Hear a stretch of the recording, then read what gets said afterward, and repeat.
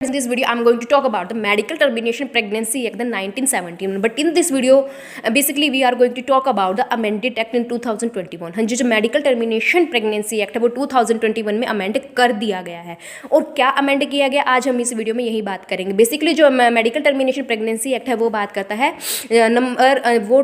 है time of gestation period. हाँ जी, gestation period के बारे में बात करता है, टर्मिनेशन ऑफ प्रेगनेंसी के बारे में बात करता है, अबाउट द वीक्स बात करता है कि कितने वीक्स के बाद जो प्रेगनेंसी है उसको टर्मिनेट किया जा सकता है। वहाँ पे ओपिनियन ऑफ डॉक्टर्स के बारे में बात करता है। तो आज हम इस वीडियो में यही बात करने जा रहे हैं, जो जेस्टेशन पीरियड है उसमें ऐसा क्या बदलाव किया गया है और वहाँ पर कितने डॉक्टर्स की रजिस्टर्ड मेडिकल प्रैक्टिशनर की रिक्वायरमेंट है ओपिनियन की for the termination of pregnancy. हाँ जी, तो first point is that in this video if the gestation period if the pregnancy period is from 12 to 20 weeks, if the pregnancy period is from 12 to 20 weeks, then the opinion of the one medical registered practitioner is required for termination of pregnancy. And the second point is that if the pregnancy period is from 20 to 24 weeks, then the opinion of the two registered medical practitioner is required for the termination of pregnancy. And the third point is that if the pregnancy period is beyond the 24 weeks, then the opinion of the state medical board is required for the termination of pregnancy. हाँ जी, अब हम बात करते हैं, ये तो 3 point हो गए कि हमने वीक्स के बारे में बात की जो 12 to 20 के बीच में है प्रेगनेंसी वीक्स के बीच में, तो वहाँ पर एक मेडिकल रजिस्टर्ड प्रैक्टिशनर की रिक्वायरमेंट है। अगर ये 20 to 24 वीक्स के बाद है के बीच में है तो वहाँ पर 2, और if it is beyond the 24 weeks then the opinion of the state medical board. अब हम इस वीडियो में बात करते हैं कि जो 20 वीक्स है, if in case of a married women is pregnant due to the failure of the contraceptive pills and the failure of the other device, तो वहाँ पर 20 ईयर्स की जो प्रेगनेंसी है उसको टर्मिनेट करने के लिए अलाउड है with the opinion of the one registered medical practitioner. और अब जो 1971 एक्ट है वो बात करता था बेसिकली सिर्फ और सिर्फ मैरिड वुमेन के बारे में, लेकिन अगर कोई अनमैरिड वुमेन है और she is pregnant due to the failure of the contraceptive pill और to the failure of the other device, हाँ जी, तो क्या वहाँ पर वो उसको अलाउड किया गया है on the advice of the one registered medical practitioner to terminate the pregnancy if she is pregnant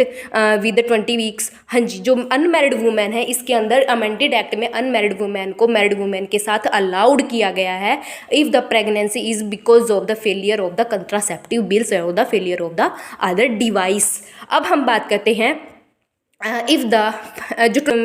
की प्रेगनेंसी को टर्मिनेट करने का जो अमेंड किया गया है इन 2021 अमेंडेड एक्ट में, उसके पीछे रीज़न है और जो ये इंक्लूड करता है, ये स्पेशली इंक्लूड करता है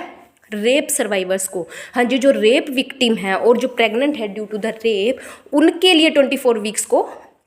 जेस्टेशन पीरियड को फ्रॉम 20 to 24 वीक्स किया गया है। तो जो रेप विक्टिम है और जो स्पेशली डिसेबल्ड वुमेन है जो कि प्रेग्नेंट हैं, उनके लिए जो जेस्टेशन पीरियड है उसको 24 वीक्स कर दिया गया है। और with the opinion of the two medical practitioner, pregnancy up to 24 weeks in case of a rape women, in case of the disabled women can be terminated. हाँ जी, और अब हम बात करते हैं इस वीडियो में if the pregnancy is beyond the 24 weeks, if the pregnancy is beyond the 24 weeks then the opinion of the state medical board is required. And in what case what will happen if a rape survivor is pregnant, if the pregnancy period of the rape survivor is beyond the 24 weeks, तो medical state board की तो requirement है ही है opinion की, पर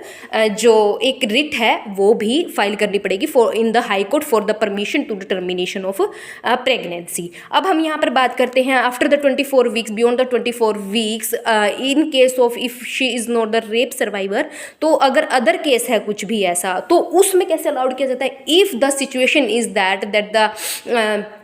जो foetus है, जो भ्रूण है, अगर वो कुछ ऐसी एबनॉर्मलिटीज़ के साथ डेवलप हो रहा है, ये जो बच्चा है वो पैदा होगा कुछ ऐसे एबनॉर्मलिटीज़ के साथ पैदा होगा कि जो मदर है और जो बच्चे हैं उन दोनों के लिए उसको सर्वाइव करवाना और सर्वाइव करना बच्चे के लिए बहुत मुश्किल हो सकता है। तो उस केस में वहाँ पर टर्मिनेशन ऑफ प्रेगनेंसी अलाउड कर दिया जाता है बियॉन्ड द 24 वीक्स। हाँ जी, तो इस वीडियो में हमने जो बात की है वो बात की है हमने about the amended act 2021 medical termination pregnancy act के बारे में, जिसमें कि जेस्टेशन पीरियड को इंक्रीज कर दिया गया है, जिसमें ओपिनियन ऑफ डॉक्टर डिक्रीज कर दिया गया है, और जो इसमें 24 वीक्स के बाद भी है जो इसमें जो 24 वीक्स है उसके बाद भी जो प्रेगनेंसी है उसको टर्मिनेट किया जा सकता है। और 24 वीक्स का जो इन्होंने